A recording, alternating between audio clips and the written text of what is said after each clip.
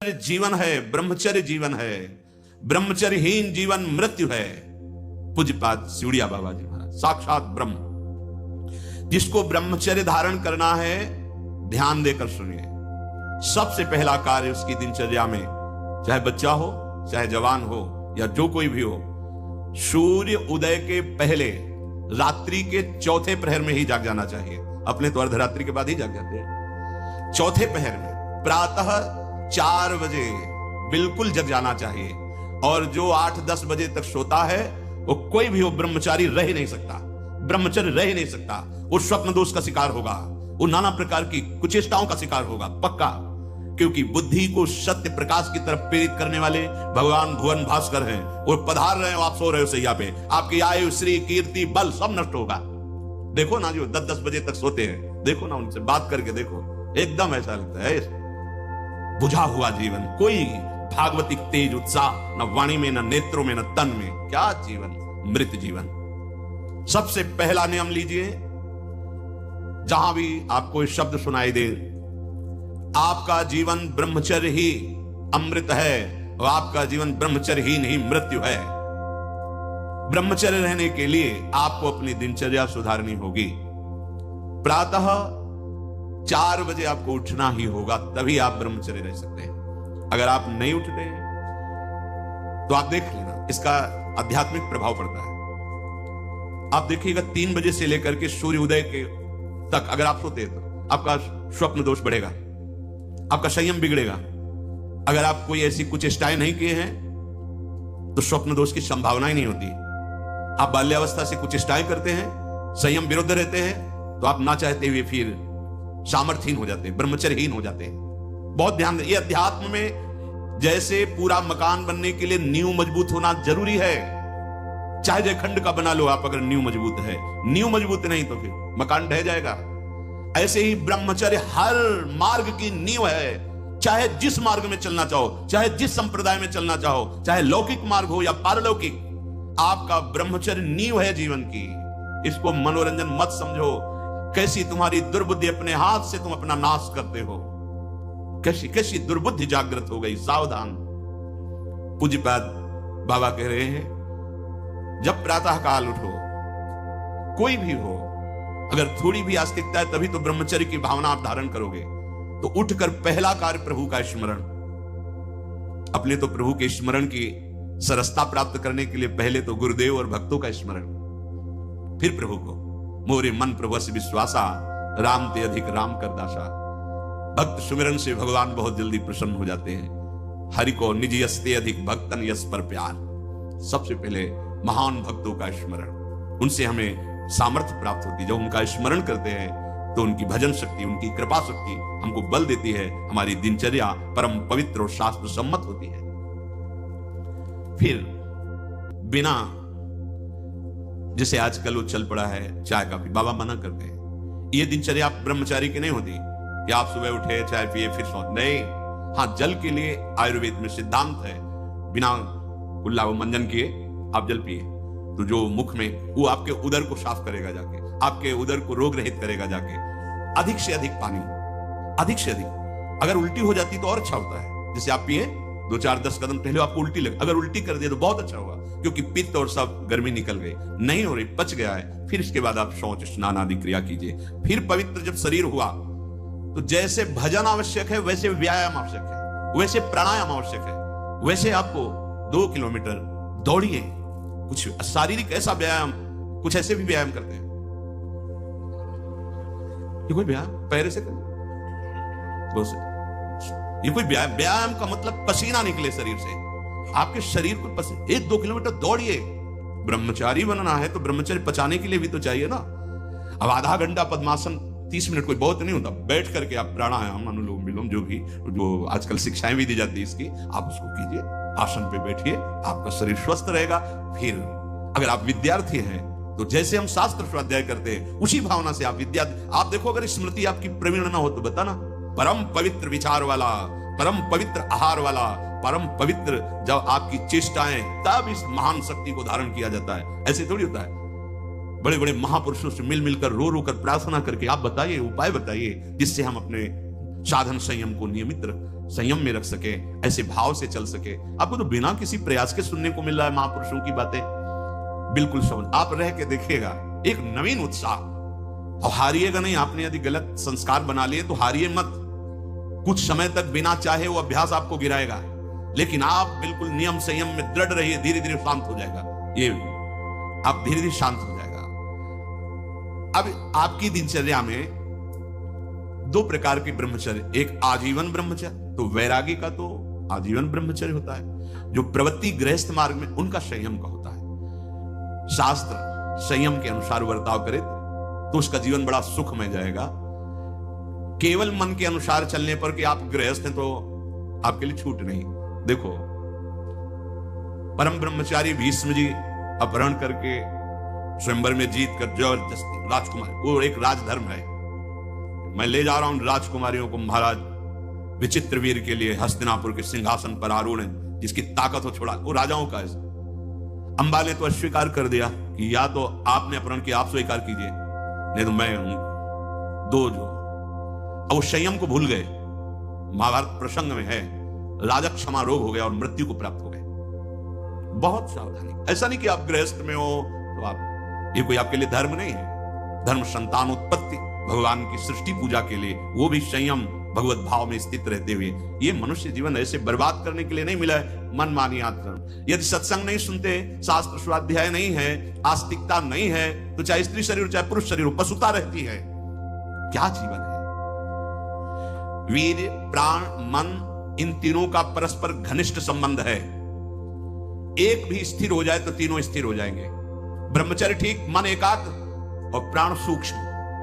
सूक्ष्म प्राणों के द्वारा ही परम योग को प्राप्त किया जाता है। स्थूल प्राण, बहुत खाना, बहुत चर्बी बढ़ाना, ये साधन हो पाएगा?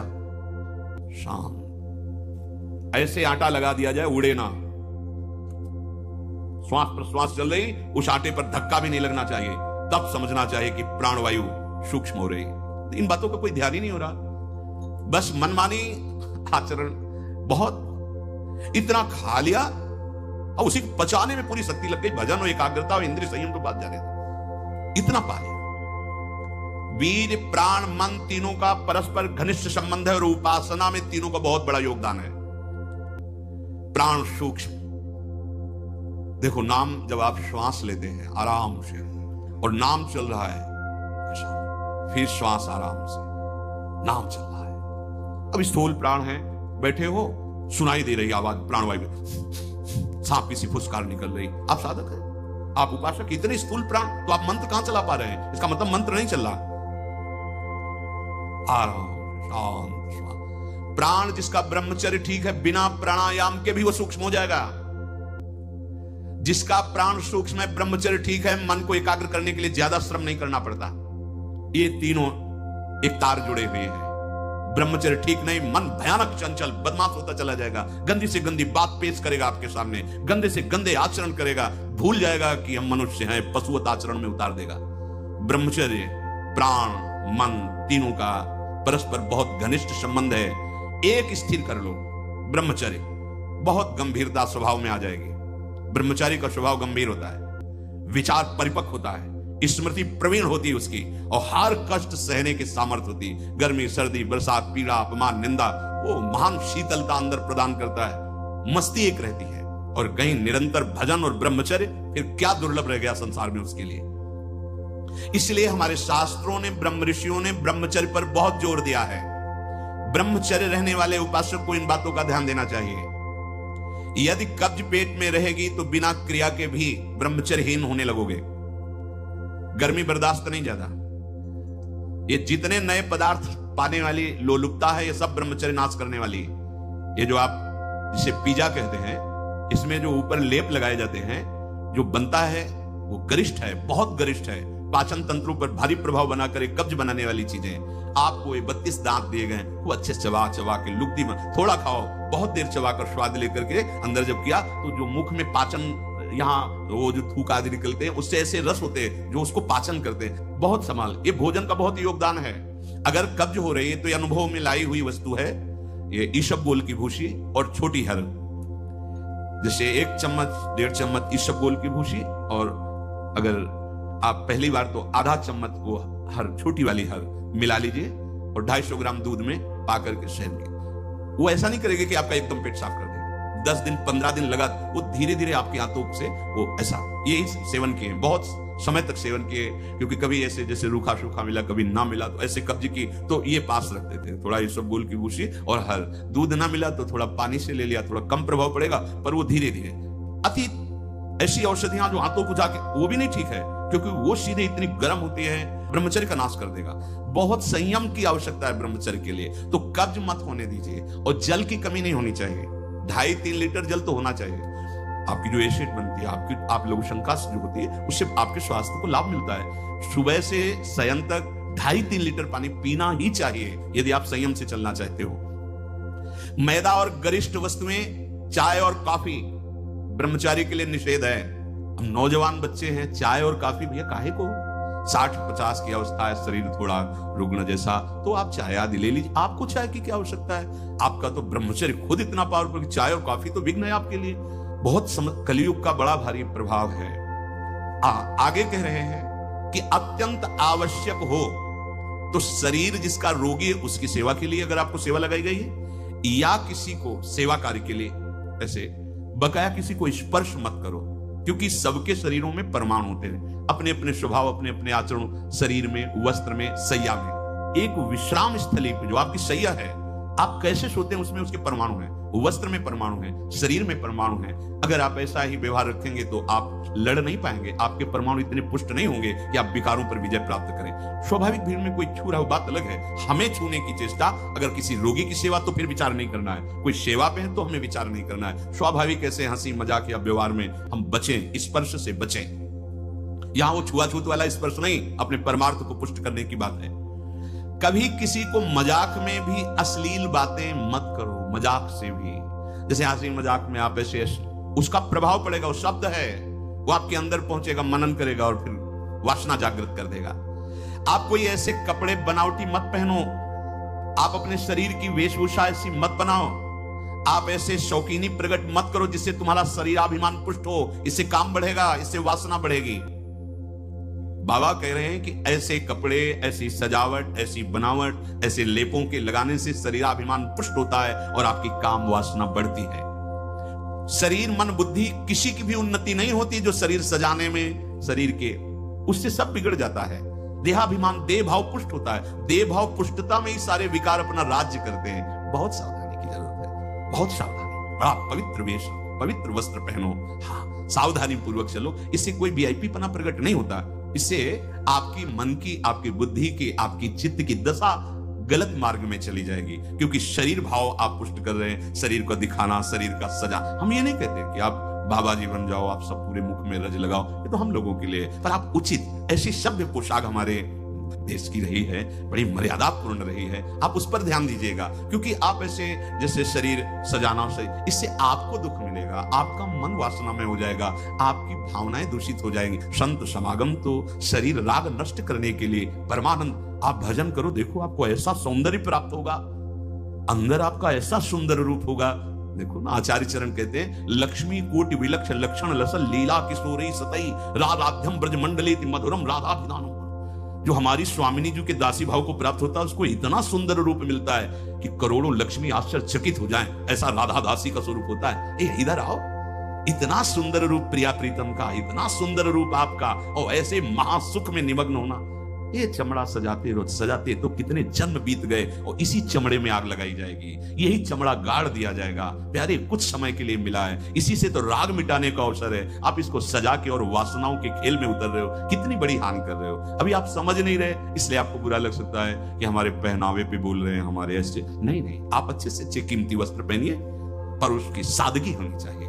आप अच्छा पाइए, आप अपने उचित शरीर का श्रृंगार कीजिए, सुंदर मनुष्य शरीर मिला है। देखो, जो पशु श्रृंगार करने योग्य नहीं, वो तुमसे भी सुंदर होते हैं, कैसी रंग बिरंगी है उनके सब बाल, और देखो सब एकदम सुंदर, भगवान रचा, उन्होंने रचना की है, तो आपके तो हाथ हैं, आप अपना, पर उतना जिससे आपका हृदय मलिन होकर वासनाओं के प्रवाह में न बह जाए, या हमारे को देखकर किसी के हृदय में ऐसा गंदा भाव ना आ जाए। दोनों, अपने को बचाओ और दूसरों को भी। जो तुम्हारे मन में काम भाव पैदा कर दे, ऐसे पदार्थ मत पाओ। अनुभव करो। भोजन पाते हो, पाने के बाद भजन में मन लग रहा है या वासना में जा रहा है? वासना में जा रहा है तो क्यों जा रहा है? क्या आज नया पदार्थ पाया और उस पदार्थों को जीवन भर के लिए छोड़ दो। अनुभव करो। जब कभी किसी साधु को पवाना हो तो नाम कीर्तन करना, कोशिश करना कि आपका चिंतन भी भागवतिक हो, क्योंकि उसका प्रभाव पड़ता है। आप जो बनाते हैं उसका प्रभाव पड़ता है। एकदम शीशे की तरह अंतःकरण हो जाता है, एक एक बात दिखाई देती है। तो जिन पदार्थों के पाने से, जैसे प्याज लहसुन मना किया जाता है, ये वैसा निषिद्ध नहीं कि जैसे मांस आदि ऐसा, ये तमोगुण पैदा करके वासना प्रवृत्ति को बढ़ाता है। इसलिए मना किया गया कि अगर आपको दीक्षा लेनी है, आपको भजन मार्ग में चलना है तो रोकना पड़ेगा। ये निद्रा, आलस्य, प्रमाद, तामस, क्रोध, वासना इसको प्रकट करने वाला है, इसलिए संतों ने इसको निषेध कर दिया। नहीं तो इसकी उपज बड़ी पवित्र सी, जैसे जहां आलू पैदा होती है वहीं पैदा होता है, भूमि में तो होता है, पर उसका प्रभाव, जैसे तुलसी के पत्ता पास में गांजे का पेड़, वो भी तो ऐसी जगह मिलेगा, लेकिन वो प्रभाव तमोगुण पैदा करके व्यसन हो गया। तुलसी जी परम पावन भगवत अनुराग बढ़ाने वाली बन गई। और कोई भी सुगंधित पदार्थ जब तक प्रसादी न हो तो शरीर में नहीं लगाना चाहिए, इसका प्रभाव पड़ता है, रजोगुण पैदा करके भोग वासना प्रकट करता है। श्री जी को अर्पित तो भक्ति हो गई हमारी श्री जी की श्री अंग की गंध है। या औषधि के लिए आप ले सकते हैं। नियमानुसार व्यायाम, भोजन उतना जो पच जाए। अगर आपको शाम टाइम लगता है कि खट्टी डकार आ रही, पचा नहीं, तो फिर बैठने की जरूरत नहीं, उपवास करो, दूसरे दिन पाना, कोई मर थोड़ी जाओगे, आपकी आंतों को थोड़ा विश्राम मिला। प्रतिदिन सोते समय दांतों की सफाई करके सोएं। आपके दांत ठीक होने चाहिए, क्योंकि आप अच्छे से चबाएंगे तब आपकी पाचन शक्ति ठीक होगी। 2 बार स्नान ब्रह्मचारी को अत्यंत आवश्यक है। और यहां पेट में ठंडा ठंडा जल, ऐसे यहां तो कई बार जल डालिए, जैसे ऊपर स्नान किया, फिर आधे यहां नाभि से लेकर 10 कमंडल कम से कम, ऐसे आराम आराम से आपके ब्रह्मचर्य की बहुत पुष्टता होगी और आपकी गर्मी शांत होगी। रात्रि के समय, सोते समय विचार कीजिए, आज हमसे कौन सा विचार, कौन सी चेष्टा ऐसी गलत हुई जो नहीं होनी चाहिए, और उसको नियम लेकर दूसरे दिन से ना होने पावे। आप खुद विचार कीजिए। मांस और शराब और कोई भी नशा, ये तो कहीं प्रवेश ही नहीं है, पर धोखे से भी कभी बिल्कुल नहीं। ब्रह्मचर्य रहना है, भगवत प्राप्ति करना है, तो आप वृत्ति भगवदाकार है। वो खेल खेले, उनकी बात अलग है, महापुरुषों की तो 10 तोला जहर भी खा के पचा जाते हैं, ऐसे संत हुए।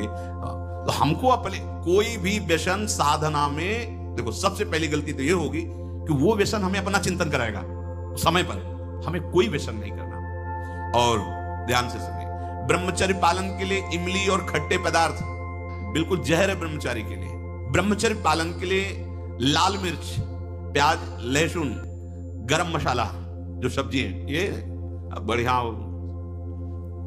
दोपहर में भोजन के पश्चात 15 से 30 मिनट तक विश्राम। सोना नहीं है, करवट थोड़ा इधर मध्य में बाएं ले, उठ के बैठ गए। दिन में नहीं सोना। जो रात्रि में सेवा करते हैं उनके लिए छूट है। अब रात्रि में बंगला बना रहे हैं श्री जी का, या जो सेवा परायण है, जिनका सीधा अखंड नाम कीर्तन हो रहा, रात्रि में ही कीर्तन है, दिन में सोना नहीं, रात्रि में कीर्तन करना है, तो चल कैसे पाएंगे? वो दिन में सो ले। सायंकाल के समय भोजन निषेध है। संध्या का समय हो रहा हो, भोजन निषेध है, शास्त्र स्वाध्याय निषेध है। उस समय कीर्तन, नाम जप आदि। और रात्रि में भोजन पाने के 30 मिनट भ्रमण करें। भोजन पाने के बाद घूमिए, फिर शयन कीजिए, अगर ब्रह्मचर्य रहना है। नहीं सब खा पी के और दूध पी के फिर सो गए, फिर नहीं ठीक रहेगा। दिन में उपासक को कभी नहीं सोना चाहिए। ये छूट उसके लिए जो रात्रि में सेवा परायण है, जगते हैं। यदि रात में आपको जगना पड़े तो अपनी नींद पूरी करने के लिए उससे कम समय में काम चला लीजिए। सोते समय भगवत चिंतन अत्यंत आवश्यक है। यदि आप सोते समय छूट दे दी तो गलत चिंतन उस समय जरूर होगा, और गलत चिंतन हुआ अगर सो भी गए तो धोखा हो जाएगा, और अगर जगते रहे तो धोखा हो जाएगा। सोने के समय ऐसे सावधान रहो जैसे मरने वाला सावधान रहता है कि अब तो मृत्यु आ रही है, राधा राधा, ऐसे सावधान। जब एकांत कर्म में तो बिल्कुल सावधान। उस समय क्या करते हैं हम लोग? असावधान हो जाते हैं, छूट दे देते हैं। अगर मोबाइल है तो मोबाइल में लग गए, नहीं तो चिंतन मनन वो कहीं ना कहीं भटकाव में आ जाएगा, भटकाव में आ जाएगा, आपसे धोखा हो जाएगा। बहुत सावधान, ये बात मान लीजिए। आपका एकांत परम पवित्र और सावधानी पूर्वक होना चाहिए जब तक नींद ना आए। अपने लोगों ने तो यह अभ्यास किया गुरुजनों की आज्ञा से कि जैसे अब दिनचर्या पूर्ण हुई, अब शयन करने जा रहे तो माला लेके बैठ गए। जब तक ऐसे नहीं हुआ तब तक माला नहीं हटानी, बैठे। जब लगा कि अब बस सो ही जाएंगे, कभी कभी माला छाती में रखे ही सो गए, फिर जगह फिर शुरू हो गया। भजन नहीं, अगर भजन उस समय एकांत में नहीं करते तो बकवास है, ब्रह्मचारी नहीं बन सकते। बहुत चंचल मन है, किसी न किसी बहाने से आपको धर्म भ्रष्ट करेगा, ब्रह्मचर्य भ्रष्ट करेगा, बहुत सावधान। उपन्यास, अश्लील पुस्तकें, अब बाबा के समय तो मोबाइल नहीं चला था ना, नहीं तो वो भी लिख देते, ये कभी ना पढ़ें, ऐसी कोई बातें ना पढ़ें, ऐसे कोई दृश्य ना देखें। ब्रह्मचर्य जो साधना है, इसमें व्यर्थ समय नष्ट करने वाला ब्रह्मचारी नहीं रह सकता। आप अपने कार्य में रत रहिए, कार्य से विलग हैं तो आपका चिंतन ब्रह्मचर्य की पुष्टता के लिए भगवत चिंतन, महापुरुषों के चरित्रों का चिंतन, इससे आपकी बुद्धि प्रवीण होगी और आपके अंदर जो मनोवासनाएं हैं उनका नाश होगा। फिल्म, सिनेमा, नाटक देखने वाला कभी ब्रह्मचारी बन ही नहीं सकता। अब देख लो भाई, सावधानी पूर्वक। इसलिए ब्रह्मचर्य ये महान साधना की भूमिका है।